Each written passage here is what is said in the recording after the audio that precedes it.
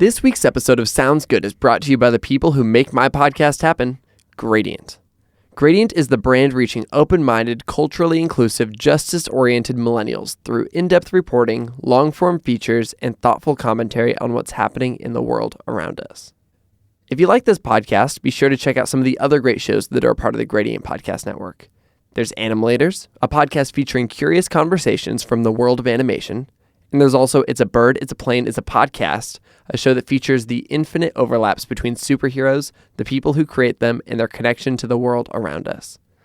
And lastly, there's In Case You Missed It, Gradient's weekly news roundup podcast, where members of the Gradient team give their perspective on 5 news stories from the week that was. Check it all out at gradient.is/podcasts.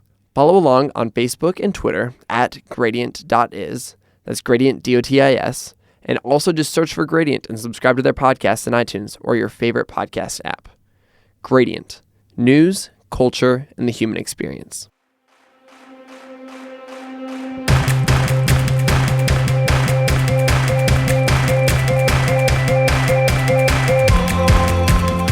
Hello. Brandon Harvey here with this week's episode of Sounds Good, the podcast where every single Monday I sit down with an inspiring person to talk about happiness, overcoming struggles, and living a life of intentionality and wonder. Today I'm talking with my dear friend Nirrimi Firebrace. Her name alone already sets her apart. She's an award-winning photographer who catapulted into the public eye when she was just a teenager. She runs an incredibly popular blog called Fire and Joy, where she's shared her beautiful, sometimes heartbreaking, and always hopeful life story through photos and words since she was a young teenager. She's shot for all kinds of brands and bands all over the world, and everywhere she goes, she loves people well. It was a dream to get to talk to Nirrimi about the highs and lows she's experienced in her life thus far. Now, in my conversation with Nirrimi, we talked about some pretty heavy topics. If you're listening with kids, maybe plug in some headphones or skip this episode. And with that, let's just jump straight into this.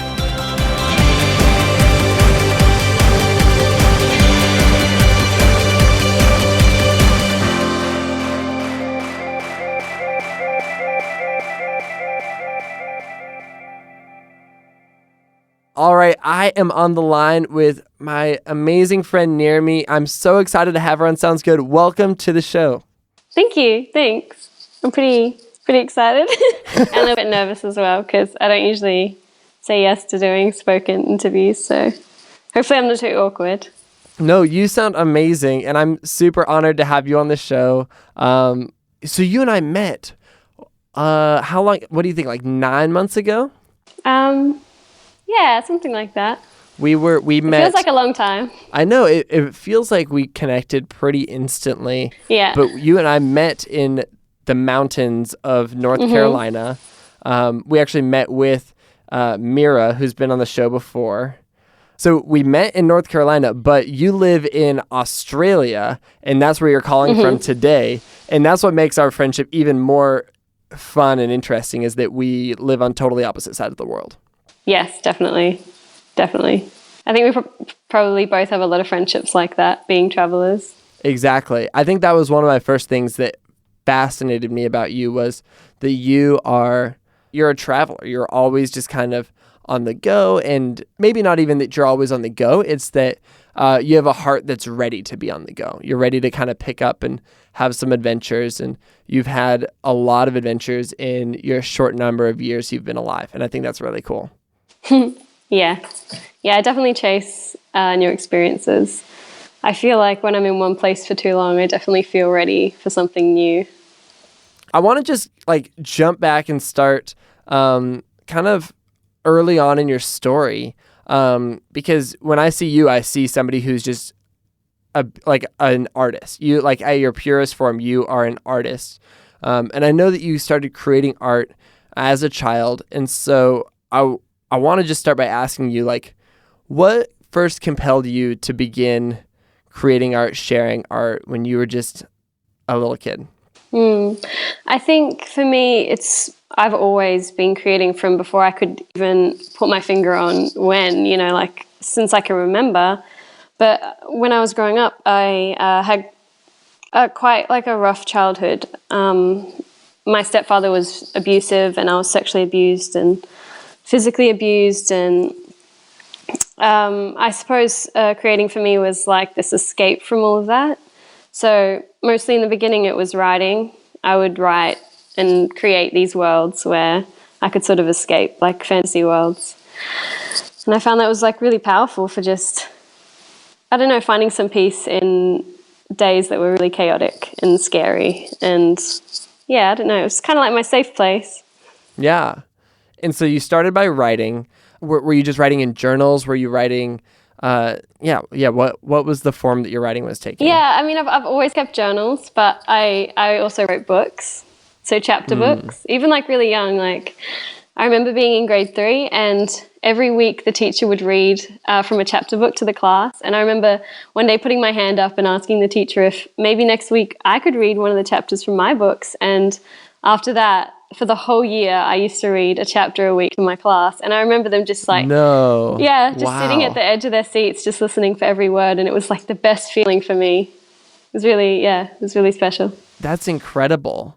Did you have like other people in your lives that modeled creativity or writing for you? Or was it just kind of a natural thing as a child? Or was there some inspiration behind like that being your coping mechanism in a lot of ways? Both of my parents are creatives. My dad doesn't and has never lived with us, so I knew of him from afar and sort of idolized him a little bit. But I grew up in a town where there definitely wasn't many creatives. I didn't have any real role models or anyone around me sort of writing or photographing or anything. I don't know. I feel like it was very innate and maybe just it was in my blood sort of thing, you know? Yeah. And your dad, if I remember correctly, your dad is like a notable figure in the UK. Is that right? Yeah. He's an Aboriginal storyteller. He travels a lot with what he does. Yeah. And Vice named him the happiest man on earth. Is that true? Yeah. He's pretty. He's very unique. A very unique person. That's fascinating. So you've never lived with him. Have you spent much time with? Because in a lot of ways, I would describe you as a hopeful, joyful person. And I've never met your dad, but I read that Vice article. Yeah. And so I would, again, maybe that's just something in your blood. I don't know. Yeah, I mean, I don't know. It's almost, I'd spent a bit of time with him growing up. He'd like fly me out to a country and we'd spend time together. But I think it almost is like that separation where it's easier to sort of like idolize somebody and sort of like really look up to them if you're not constantly with them. I don't know. It's something like that I knew I wanted to be like him. His life seemed so exciting and yeah, I don't know. Like every time I spoke to him, his words really sunk in for me. Every time I talk to him, he's full of a lot of wisdom and yeah, it's just constant with him. You can't turn it off. Yeah. But your mom was the one that you kind of grew up with and were raised with. Yeah. And tell me a little bit more about your childhood. I know you had like a rough childhood, but something that you told me was that you were in a gang at one point. Though that's like not a great situation at all, it is like everybody's listening to the podcast. They're going to have to like go and see your face, like brandonharvey.com/soundsgood, because you have like the cutest, sweetest face that I would never imagine in a gang. Yeah, I beat some people up. No, really, I did. Oh no! I kind of like it. You? Maybe 12. Yeah, 12. Yeah, because 13 is when I picked up a camera. So yeah, I was 12, and yeah, I don't know. I was just like the one white girl in this gang, and I don't know. It was a bit fun. I grew up in quite like gosh. I don't know, like a troubled area. Our school had 2 policemen who were constantly there. Oh wow! And that's a big deal for Australia. Like in the States, we have policemen at like most of our schools. Yeah. It's not normal in Australia. It's definitely not normal. It's probably not a good sign. No. Okay. And so you were in a gang. You were writing and coping, and at some point you made this transition into photography. You said that was at the age of 13. Joined the gang at 12. Tell me about the jump into photography.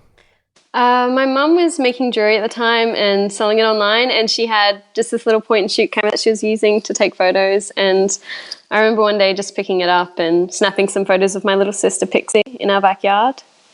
And afterwards, my mum was uploading the photos to her computer, and she saw the photos I'd taken, and she was like, Nirrimi, did you take these? And I'm like, yeah. And she's like, these are amazing. Like, what are you doing? Like, you need to put these like up somewhere.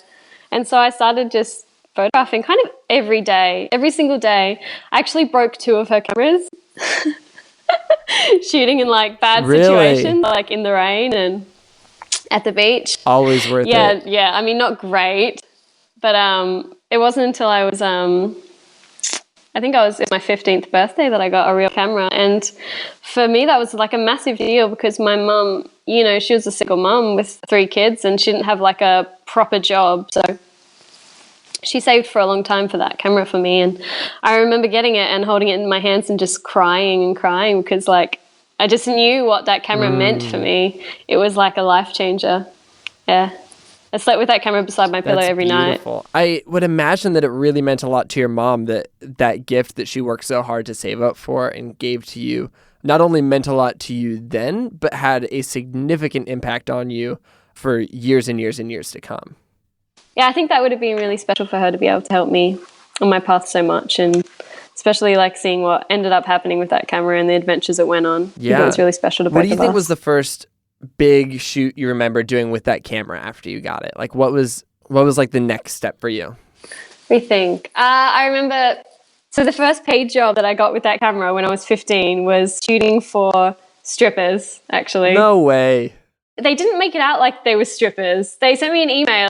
They'd seen my photographs online, and they just said they were like a promotions agency or something. And they asked me to come in and take some photos of the girls. And when I came in as a 15-year-old, there was just all these women like in like lingerie parading around. And I mean, I shot all these topless women on the beach and got paid for it. So your life is so weird. You have the most bizarre set of adventures that I've ever heard. Yeah. I would say like you should make a children's book out of all these adventures, but maybe leave that one out of it.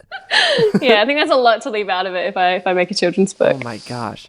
Okay, and so what came next in your story? So I think what was like really the big spark for me, well, first of all is when I left home at 16, so I quit school because actually I'll backtrack on that a little bit. When I was at school, I was super passionate about photography. Like I knew that this is what I want to do. And I told everyone it, and I didn't have a lot of support at school. In fact, like when I talked about photography, people like very obviously tuned out and would probably rather gossip about people or talk about just about anything else. But I was really passionate about it, and I remember being sent to the career counselor and the lady sitting down with me and saying, so what do you want to do? And I said, photography, like I want to travel the world as a photographer, you know, really enthusiastically. And she was just like, okay, so these are the uni courses you need to do. And it was like not long after that I just quit school. I was like, that is not the way I want to reach my dream. So I got started with photography maybe a few years after you. I started shooting professionally when I was like 15 or 16. Nice. And I definitely was going to finish high school. I feel like is it common to not finish high school in Australia if you don't want to, or are you like a total outlier? I think some people do, but they usually have like a trade that they go into. With me, gotcha. I was just kind of just like, I don't know. I think intuition has been like a massive part of like my journey and like the way I live. Is like, I thought, you know what, like I feel like this is the right thing to do. So why not? I'm just going to do it. And that's just what I've always done. I like that. I like that you did that. And it ended up working out because pretty soon, is that when you got flown to New York for your big shoot? How old were you when that happened? Yeah, I was 16. I got signed to an agency. Before I got signed to an agency, I won this big award in Australia for photography. And after that, I had about 4 different agencies email me or call me saying they wanted to sign me, and I got to choose. And then after that, Diesel flew me to New York and I shot a campaign for them, which was mental. That's unbelievable. And had you ever like flown that far before? Was that a big deal? Or at that point were you just kind of like, oh, no big deal, like this is just who I am, I'm a 16-year-old pro photographer? Okay, so it was a massive deal. Because okay, I came from like this quite a small town where we had no money, and then here I am flying to New York City, being picked up by a limo, going to this 5-star hotel in the middle of New York to shoot. But at the same time, like, I think back on this and I think, how was I not like supremely nervous? Because like, it sounds crazy, like, you know, I had like 20 people in my team, you know, my assistant had an assistant, and I think like, how was I not nervous? But I was just so confident in myself. I had so much confidence. I just knew like, I'm going to nail this. Like, I remember the first model, like the first day I was shooting, and the model like just looked at the other model and was just like, who is this kid? Like, they thought it was a joke. Like, everyone was just laughing about it. And actually trying to get them to actually listen to me was kind of hard. But I got there. I don't know. It was just a bit funny. I think I found it all a bit funny. Where do you think that confidence came from? I think I've been quite confident since I was a kid in what I do. And I don't know. I think also a big part of it was when I started sharing my photos online, I got like quite a following quite quickly, and people were very supportive on the internet. Even though at school I didn't have any support, I could just, you know, escape onto my online world and find like a crowd of people just saying, hey, you're awesome, I love what you're doing, keep doing it. So I think that really helped me build up my confidence and had like a huge part in me being able to do the things that I did. Yeah, let's dig into that idea for a minute, because I would imagine that a lot of the people listening are people who are coming over from my Snapchat. They're maybe in high school. They're where we were at when we got started with our little professional photography careers. Because I did the exact same thing, and I actually didn't realize that you and I mean, I guess I see it now, but I started a blog around that age. My blog never got as popular as yours. Yours is nuts. But I also like got really focused on Twitter and got really focused on Flickr, and I was sharing my stuff online. And I lived in this small little town, and it was great. Like, it was awesome.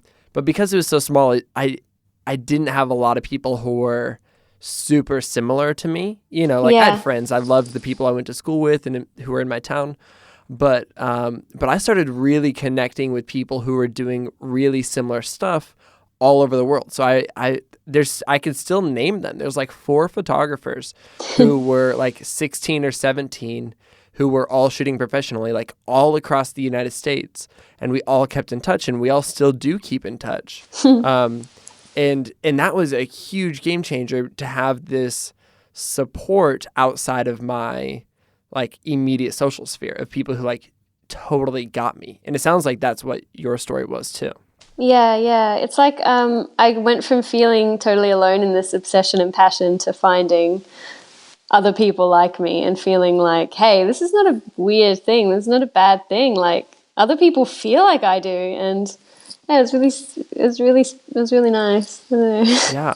And so this whole time that you were becoming a more and more impressive professional photographer, you're also developing an audience online. You're sharing stuff on your blog. Yeah. You're not just sharing your images, you're sharing your story. And that's something that, I mean, of all of the things about you, actually, I think that's maybe one of the things I admire most, or first admired most about you, is the way that you're able to be so genuine and real and raw and authentic when you share your story with a lot of people, because that's scary, and that does not come naturally. But you have years and years of practice at this. And was it hard at the beginning? Was it ever hard? Is it hard now? I'd say it's always hard, but I feel like it's kind of like a muscle that I've developed over time. I think it is very, very hard being vulnerable anyway, whether it's to one person or to a million people, you know? Yeah.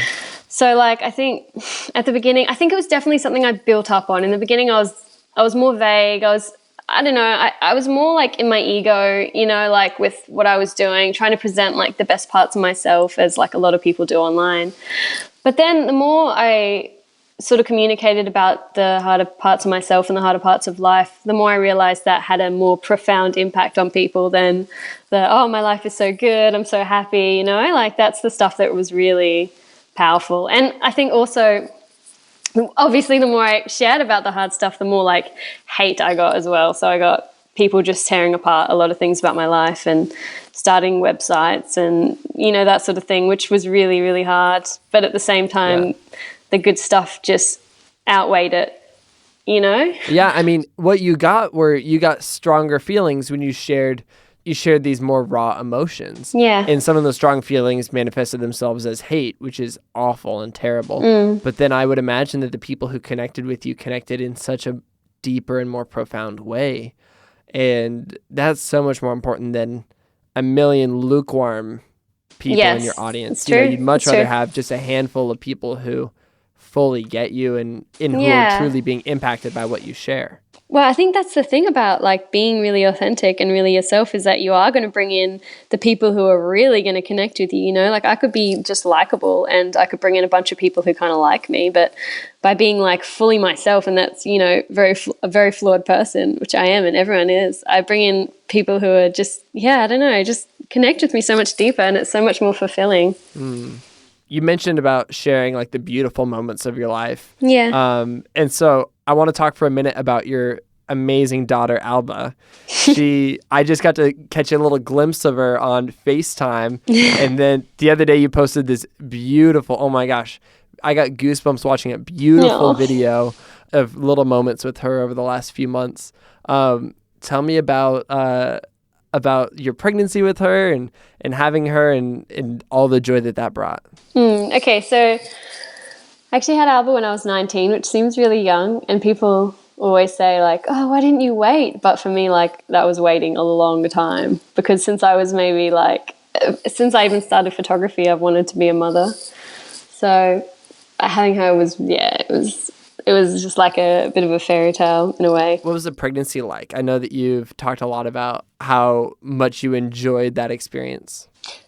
When I was pregnant, we were living in this, like, me and her father were living in this beautiful little cabin in the Blue Mountains. So it was very idyllic. And I was also traveling. So I was doing a campaign for Billabong across Europe at the time. And then I was shooting for Sony in New Zealand and traveling. So yeah, it was like a lot of travel when I was pregnant, which was kind of fun. Wow. And luckily I didn't have like really any, bad symptoms. So it was just kind of like a big adventure until I got home and gave birth to her in our home in the mountains. And yeah, it's a bit of a hazy memory now. I feel like there's probably a lot more like harder moments, like vomiting or like sickness and stuff, that I just can't remember, because like just time does that for me. Like I tend to really remember and romanticize the past, and that's something good to remember too, because I constantly think back to like my partner now. I think, oh, man, I miss when we first got together. Everything was like fireworks and beautiful, and then I think, hold on a minute, in like a couple of years' time, I'm going to be thinking of like right now and thinking like how beautiful this is. That's why I need to be right here enjoying this, Yeah, that's true. I think that's beautiful. And so you had Alba, and it seems like she's just full of like joy and personality. Do you feel like that's true? Like as she's gotten older, have you gotten to know her personality more and more? Yeah, definitely. She is full of joy, and she's just full of everything, like including all the hard stuff, like full of anger and wildness and frustration and creativity and excitement. Like everything is just full blast. Oh. Yeah, which is like what it is with me, but she's 4, so she's like still figuring out like how do I process these emotions, and it's just a roller coaster. Okay, and so you had Alba when you were 19. And how old is she again now? She's 4. She's 4. Oh my goodness. Yeah. What are some of the amazing highlights of the last 4 years? Jeez, that's a big question. I know. I'm so sorry. Ooh. Sometimes it's really quite unexpected things. It's not like what you would imagine, like maybe her first steps or the first time she says I love you or says mama, or it's really little moments. Like the other night when she woke up in the middle of the night and I stirred and woke up as well, and she just looked over to me, and there's like a little candle next to our bed, and I could see her little eyes looking at me wide open, and she was just like, I love you, mama, just like that in the middle of the night. Oh. Like what made her wake up and just look at me and say that? Like, I don't know, it was really beautiful. Like she's very like spontaneously loving and affectionate. But highlights of the last 4 years. I mean, we've done a lot of traveling together, and I remember one day she came home from being with her papa, and she just tied up a bow in her shoe. She was maybe 2. And I remember just being so shocked by that. Like, how can a 2-year-old tie a bow? Oh, I remember a really special moment when I think she was 1, and I was cracking eggs to make something, and she wanted to crack the eggs as well. And I thought, oh, okay, this is going to be really messy, but I'll let you do it. She cracked 3 eggs in a row perfectly with no shell. No and I way. remember just crying because it seems so crazy. I don't know. It's just, yeah. And also at the moment, she keeps singing these beautiful songs. She just makes them up on the spot, and they're so hilarious. Like we drive in the car, and she just sits in the back seat just singing, and we just listen and try not to crack up because we don't want to interrupt her and make her stop. So we just listen to her songs, and they're so great. That's so amazing. That's beautiful. So this whole experience of having a child and raising her and making a move across Australia and continuing to do this traveling and shooting photos and living this interesting life. You've been sharing all of this. And in a lot of ways, you're a blogger, you're a mother, you're a photographer, you're a writer. How would you describe your core identity to yourself? Like, what would you say is the truest thing about you, and the thing that almost is like, this is who I am? Like, yeah, what is that for you? I really like this question because when I started photography, my identity was photographer. It was just so firmly photographer. Like, that's just who I was. And then as I grew up, and especially after I had Alba, and then it was obviously mother for a while as well, I don't know, identity is something that I've spent a lot of time thinking about. I don't know. I think, yes. Well, I think my identity is probably very similar to yours, and I would say storyteller, definitely. It's definitely photography. I mean, it is a part of storytelling, but now it's so much more than that. And it's even more than the writing. It's more than the photography. It's about the connection to other people. It's about being able to impact on other people in a positive way. And I think storyteller kind of encompasses that. Isn't that interesting how, because I did the exact same thing. I started off being like, I am this thing. Not even that. I was like, I shoot these particular kind of photos. And as I've grown, and good marketing would always say like, oh, you got to be really specific. Like Coca-Cola's thing is just like, we are a company that sells you sugar water, and we associate ourselves with happiness, and they'll never change that. And so and I went to school for marketing and advertising, and traditional school would say, okay, you just got to find your niche and do that thing. But I know for me, I can't do that at all. My passions have changed so much. And now, sure, I'm a photographer still, but of course I've got that phrase, I'm a storyteller. And specifically it's like, what kind of stories do I want to tell? I want to tell stories of the good in the world, and I want to tell stories of the beauty in the heartbreak. And it's become more wide and narrow, and it's evolving and changing. And it's actually really encouraging to hear that that's been true for you too, because I think you're doing it marvelously. Yeah, I think that's the thing. I think not putting yourself into a box or following too many rules. I just kind of, I don't know, I am. And especially right now I'm experimenting with so many different things. I'm really into cooking. I'm writing this little cookbook. Aww. And I'm into making music. I've started recording my songs, and directing as well. I'm into so many different things now that it's hard to really label myself as anything.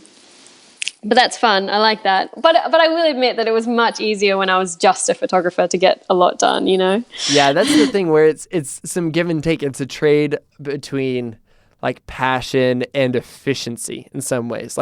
I could be a really efficient wedding photographer. If that's all that I did, if all I did was some specific thing, I feel like I could just own it.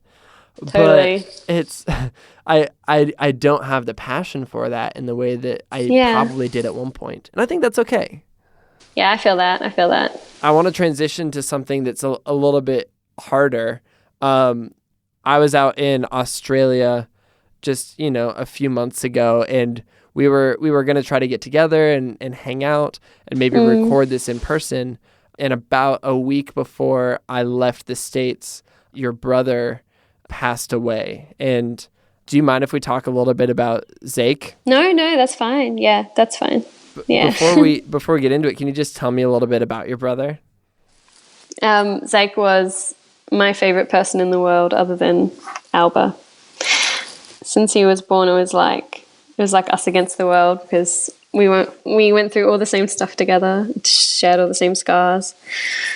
Except I think like what we went through had a different effect on him, and he ended up retreating into himself more. And I think it was really hard for my mom to deal with. Like, he would, if he, had a meltdown, he would like attack us or start destroying the house. He would switch so quickly. He had Asperger's as well.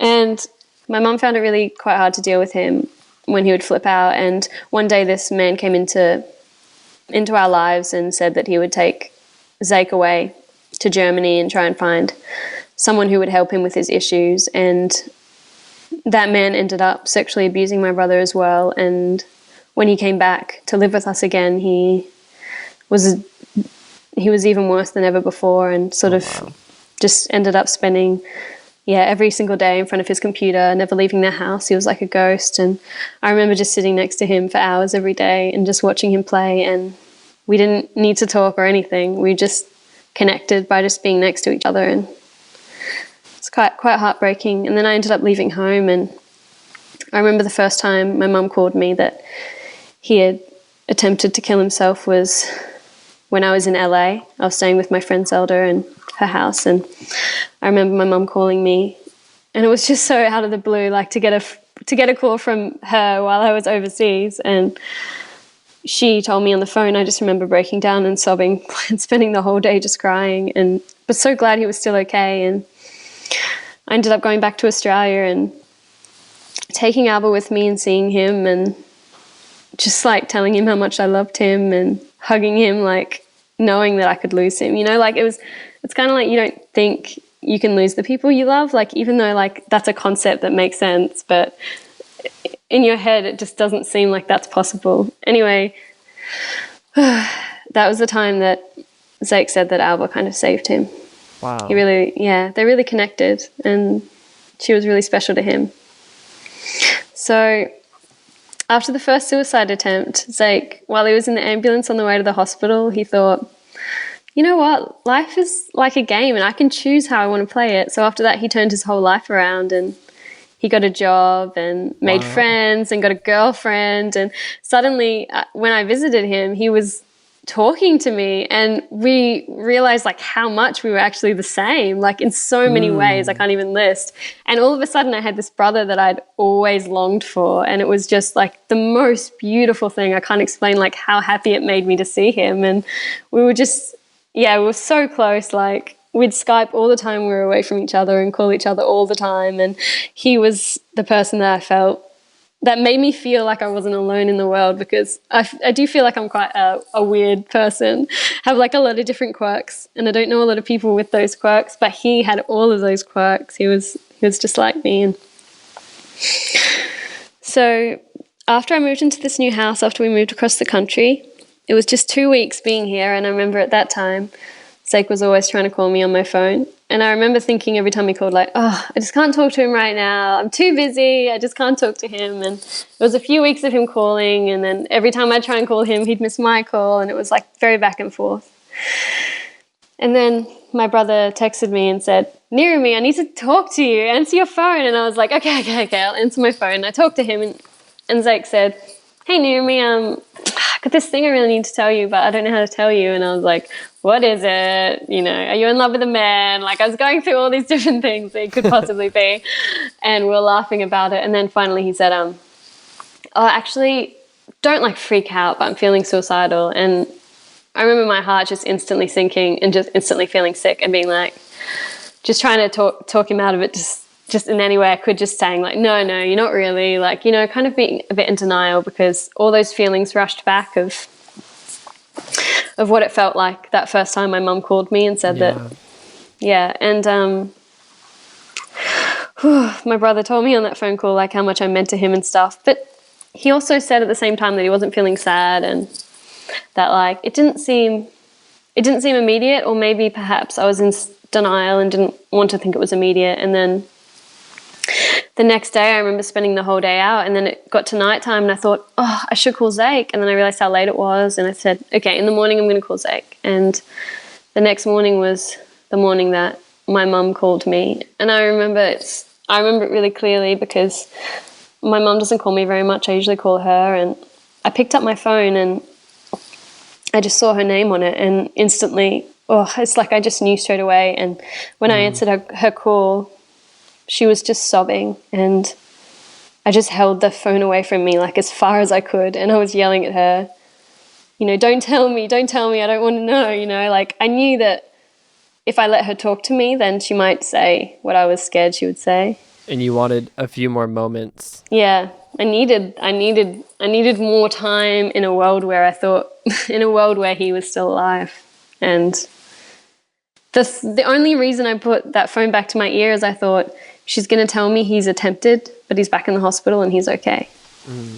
But then when I pulled the phone to my ear, she said, Zake has hung himself. And then it's just like my world just fell away. And it was like the most unbearable feeling that I've ever felt in my life. It is like nothing else. It is like so unbearable, like in the most literal sense of unbearable. Like there was like no way out of that feeling. Oh God, like I'm shaking just thinking. Yeah, I'm just so talking sorry, about it. Nirrimi. I'm No, so it's okay. sorry. It's okay. It's okay. It's just How long has it been now? I think it's been about 3 months, 2.5 months maybe. I don't know. I was keeping track for a while, but what was the first week like? Well, a couple of days after I heard the news, I actually flew to Townsville, where my family live, where my brother lives, to go for his funeral. And oh man, like even arriving at the airport, I could remember so clearly, like I could close my eyes and see my brother running up to me to hug me because he's come so many times to that airport to get me. And then I went to our house and sat in his room, and all of his clothes were around me, all of his stuff. Like I just had so many flashbacks. And I remember my mom just coming in and saying, hey, you can grab whatever you like. And it just being so weird. Like, how weird is that?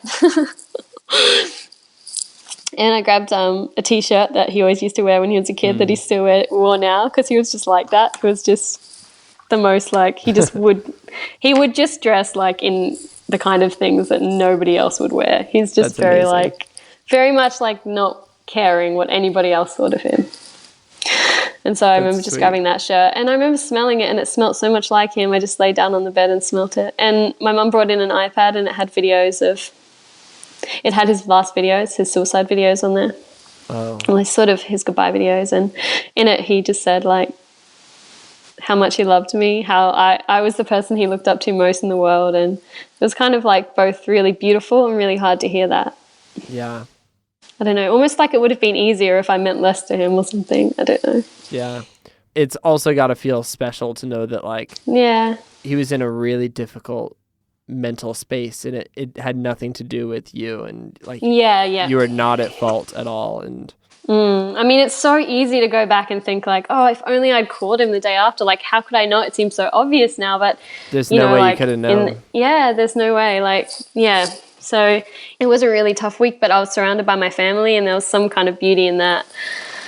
There's some kind of beauty in our whole family being together, and just knowing how much Zake was loved. We had his funeral down at the park where he hung himself, actually, which seems like a little bit crazy, but we had his funeral there, and the park was full of people he'd affected. And this was so big because it was only like a couple of years that he had outside of his little bubble of like when he made the switch. So he had affected that many people. I remember walking down the street with him in our hometown, and just so many strangers coming up to him, hugging him, like their eyes lighting up when they saw him, because he was the kind of person who would talk to anybody. It didn't matter who they were. Like he would just connect with everybody, and he was just had no judgment and was just so loving towards everybody. And he just had obviously had a big impact on everyone, including me.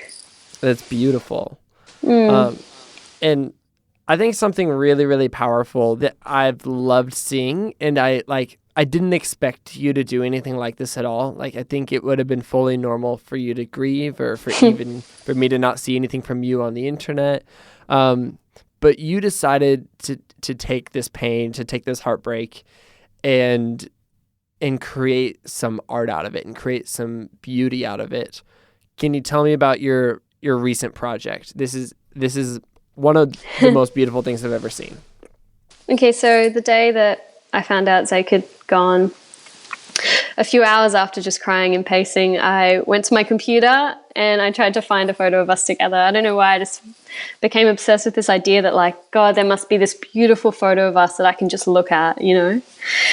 And I went through 3 external hard drives before I realized I don't have any beautiful photos of us together. And it just kind of like really broke my heart. I mean, I had iPhone selfies and stuff, but what I really wanted was just like one beautiful photo. And so after that, I thought, how many people out there don't have beautiful photos of people who they love, who they might not, you know, get a chance to get another photo with them. So I decided to put a shout out online and ask for anyone who needed photos for someone who they loved. And I ended up getting hundreds of emails and stories that were so long. Like, it took me days to read everybody's stories before I could even choose. And the stories, even like before I met anybody, before I shot anyone, the stories like themselves were quite healing for me, because I realized how many people have stories, how many people have tragedies and losses, and how much love there is in the world as well. And yeah, that was really powerful for me. What were a few of your favorite stories that have come from this? I think the last shoot I did, I don't know if it's just because it was the last shoot, it seemed really potent, but it was this mother and she had 3 little boys with her. And the youngest little boy was actually not hers by blood. He was the son of her best friend who had committed suicide, and she'd taken on her son as her own.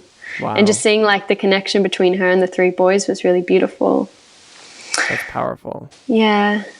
Another was a father who had cancer, who had only maybe 6 months left to live. And just like seeing the way his kids looked at him was really, I don't know, it was really quite heartbreaking and beautiful to me. I don't know, there was just so many stories and so many people, and it was just every day I was shooting 2 to 3 times a day. I'd originally said I was only going to do 10 shoots, but I couldn't choose just 10. I ended up choosing almost 20 in the end. Oh, wow. And it was just like a whirlwind of just beautiful people and people like who were so grateful as well. But at the same time, I felt like, but this is like the least I can do, you know, like this is nothing compared to how much I want to give after losing Zake. Like, I just want, I don't know. It just felt like in his absence, he left so much love or something in my heart, you know, like, I know that maybe that sounds a bit cliche, but I want to give so much more now that he's gone. Yeah. Do you feel like it was healing for you to do that as well? Yeah, definitely. It kind of also puts stuff in perspective, because so I've lost my brother and he is so important to me, and that is a big thing. But, you know, people have lost their children and people have lost their whole families, or, you know, like there's always someone in a worse situation, and there's always something beautiful out of any bad situation as well. The people who came were just so full of hope, and that, I was really moved by it. Is there something really significant that your brother taught you that you're going to hold on to, that you're going to remember for a long time? My brother was really like passionate about being a really good person. Like, that was kind of his biggest passion and goal in life, which I think is really beautiful. And he was constantly sharing with me the ways that he was growing. And probably the biggest thing that my brother sort of left me with is authenticity, is being yourself even when people don't like that. And that is obviously a big part of like who I am online and why what I do is so powerful. But I think I can definitely thank him a lot for making me unafraid to be myself. Another thing about when I found those photos is that I kind of realized that the reason I didn't have many photos with my brother is because perhaps like I'd thought of wanting one, but I thought, oh, my hair sucks today, or, oh, I really don't want a photo, I don't look good. Something really silly like that, really inconsequential. And yeah, I think Zake was never like that. Like, he would be in a photo at any moment. He would do anything at any moment. He was just constantly open for whatever life threw at him. And now after he's left, I know I'm I'm saying yes to more things. Like, even I don't know if I would have said yes to doing this podcast if it wasn't for Zake, because I would have cared too much about, I would sound so awkward. Oh God, I know I'm not good at talking. Like, I'm better at writing, like if it wasn't for him, now I'm just saying yes to so many more things I would have been scared to say yes to before, because I realize like, it isn't about like maybe me being awkward on here. It's more about what I have to say and the message I have to say. And it's more about just doing as much good as I can in the world. So I think that's really what he left me with. That's incredible. You doing this doesn't really surprise me at all. I mean, I've only known you for so long, but when we met, like, you shared your life story and you've experienced so much pain in your life, but you've always been such a light through all of that. Where do you think that comes from? Maybe out of a necessity, like if I'd chosen any other path early on, then I'd probably be a lot more messed up than I am, probably be a lot more unhappy. I feel like I've had like a lot of unfortunate things cross my path since I was younger, and I've just continued to make the decision to get something good out of it all. Even like no matter what happens to me, I'm always looking for the silver lining in it. Yeah. Even when Zake died, like I remember it wasn't even that long before I was starting to think, okay, what good is in here, like what is good about this? And I suppose that's sort of where that idea was born from too, with the gift sessions. Yeah. Is I just thought, what good can I get out of this bad situation? Just helps me deal with life, I think. Yeah, I mean, and you ended up alleviating pain in other people's lives because other people are going to have those photos. And I think it's just been beautiful seeing the way that you've been sharing the story online and seeing people responding, and I've been really touched by the way that you've been sharing these little moments, these little highlights of memories you've had. And I think you really are good at that. And it may not be easy for you to see because you're in the middle of it, but like not a lot of people actually have that ability to look for the light when they're in these dark places. Like I think anybody can do it, but it takes a lot of practice and it takes a lot of intentionality. And so I'm really impressed and inspired by your ability to do that, because you've really shined brightly through this whole process. Yeah, that's really sweet. I think the same of you. Thank you. Something I remember that you and I had talked about was this idea of how everybody has an amazing story and everybody's living a story. And your story has been one of ups and downs, and other people have stories that look different, but everybody has a powerful story. But what would you say to somebody who doesn't believe that they have a good story? Because that's what your life is you're telling your story and you're inviting and you're telling other people's stories. But what would you say to somebody caught up in this idea that they don't have one?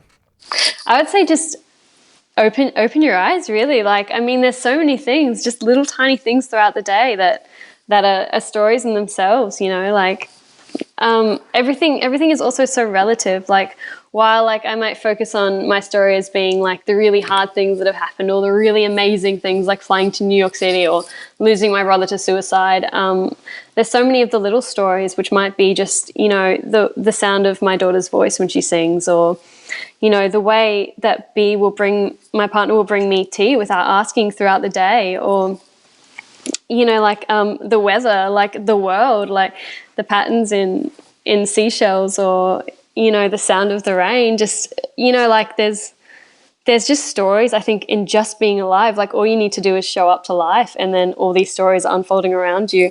And like other things, like, I mean, has someone ever been in love? Like that's a story in itself, like whether that love is with their parent or with their child or with someone else, or, heartbreak or sadness or loss or excitement or passion. Like I think there's just, I think it's impossible to not have an interesting story, or to have not have stories unfolding constantly around you. You just have to sort of open your eyes to them, and you just have to open your eyes. That's beautiful.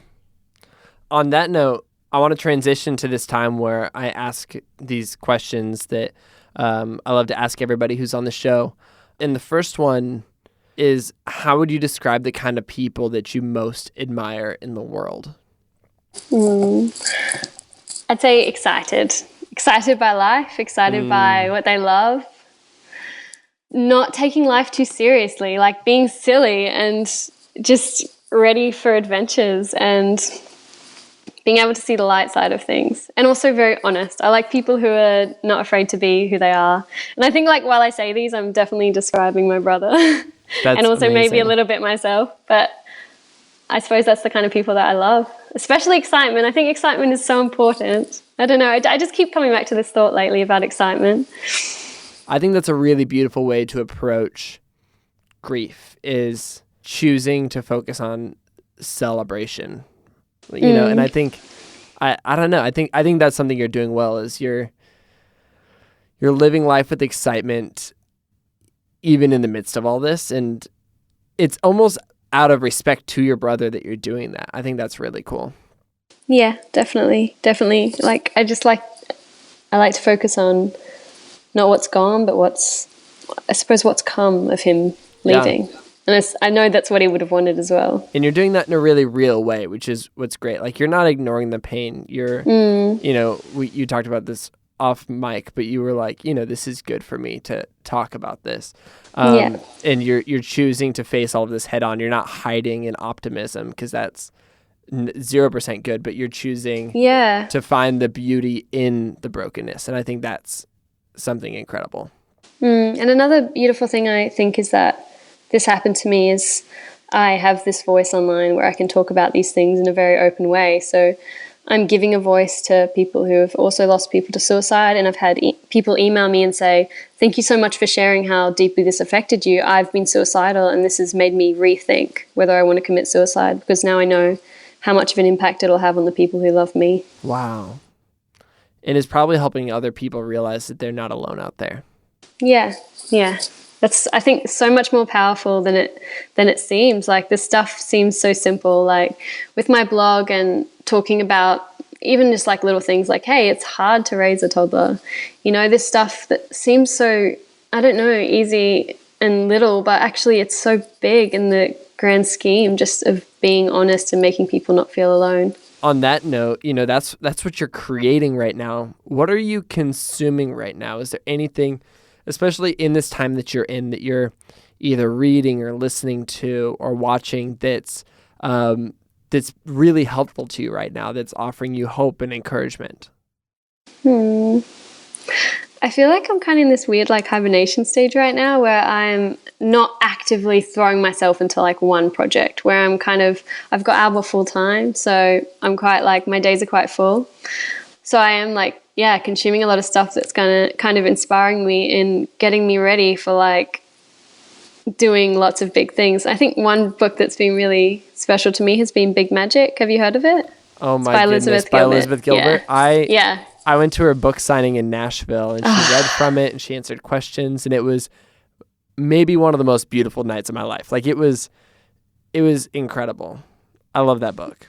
I love that book so much. And a soundtrack, like music-wise, I love listening to music. It's really inspiring for me. But one of my best friends is the singer in First Aid Kit, and they've been recording their newest record, and she sent me some demos, and I've been nonstop listening to them. So that's been just awesome. That's because so good. I mean, a couple of years ago, they were my favorite band, and I didn't know that Clara knew me. And then she, out of the blue, emailed me and said she'd been following my blog for 5 years, and now we talk every day, so it's pretty. And I went on a road trip with her across America and toured with them. So I remember you telling me about that.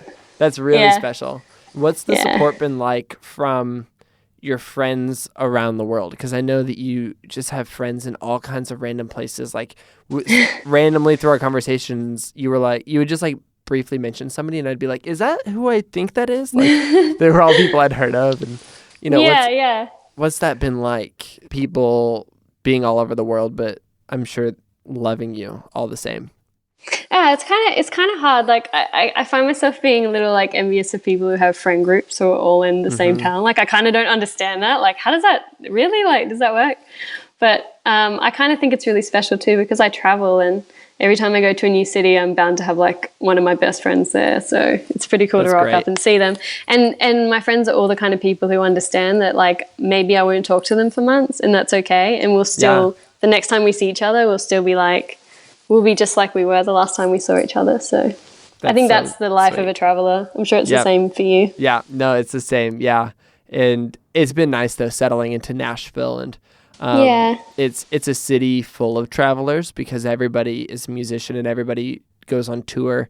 But then it's nice. So it's nice because everybody at home understands like, oh, you're going to be gone for a few months, but then you'll be back. So it's been really beautiful to find a community of people who we can all be in the same place. And I hope that you're able to find that in your new city sometime soon as well.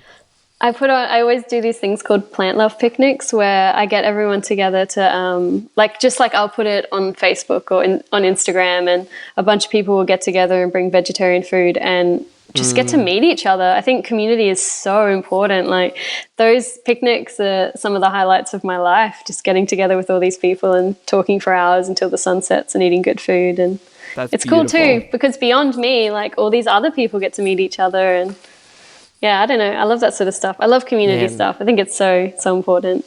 I think that's so special. I want to end on this question. Based on the ways that you've chosen to step out and live differently over the course of your life, what's one thing you'd encourage someone else to do in their own life? So, I don't know, offer one piece of advice to somebody out there who's in need of some words of wisdom from Nirrimi. Okay, so first, like a little bit of life advice, and this is like sort of about my brother's suicide, is to tell whoever you love that you love them. Like I think that is so important. On my last phone call with my brother, it was just so like, I don't know, like so intense. I didn't say I love you at the end, and now I regret that. And he knew I loved him, so it's not about that. But I think just expressing your love and knowing, I mean, every time you see someone, you kind of assume like you're going to keep seeing them, that you're going to have so many more times to see them in the future. Or even like maybe you look at a tree and you're like, oh yeah, that's a tree. I've seen a tree before. I'm going to see lots of new trees. But every time you experience something, I think trying to experience it as though you're experiencing it for the last time, because in reality, that could be your last time, and just embracing every moment and just spreading love and being like authentic with how much you love. Not holding that back, because that's boring. Like if you really love somebody or something, I think you should just totally embrace that. It's way more fun. And creatively, I'd say not to take it too seriously, whatever you're doing. Like definitely have fun with it. It should feel fun. It should feel good. And doing it every day, like even if that's really little, like even if that means daydreaming about it for half an hour, or just like drawing some scribbles in your journal about whatever it is you're passionate about, or just talking to someone about it, just doing something every single day towards what you're passionate about. That's absolutely beautiful. Experience things like you're experiencing them for the last time. Tell people that you love them. And then on the creative side, don't take things too seriously. Oh, and one more. Yes. Don't be afraid to fail. Like realize that failure is actually more powerful for you than success. I think a lot of people are scared to fail, but failing is actually awesome, and people don't care as much as you think they do about things. That's great. About you failing, about you making mistakes. Yeah, because everybody else is paying attention to not making their own mistakes, that they're not paying enough attention to your mistakes. Totally. Yes. That's why it doesn't matter that I do this podcast and sound a bit silly, because it's not what it's about. And it's more endearing, right?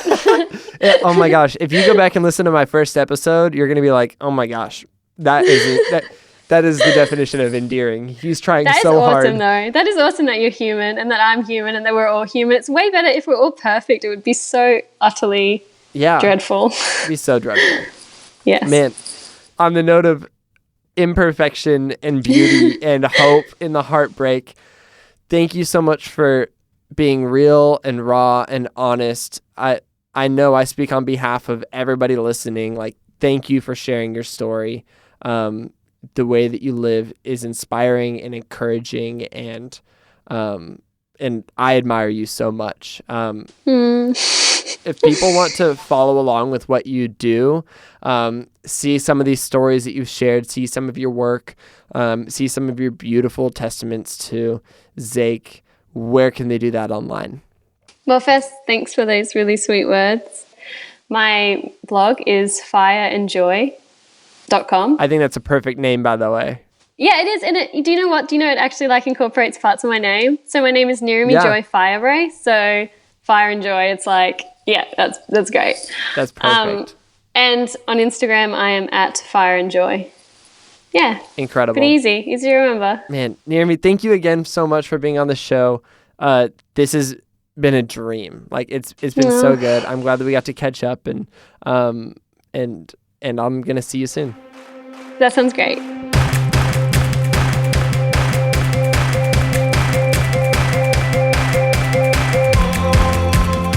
Sounds Good with Brandon Harvey is part of the Gradient Podcast Network and is created in collaboration between me, Brandon Harvey, and Gradient. Check them out at gradient.is. That's gradient.is. Thank you so much for tuning into the podcast this week.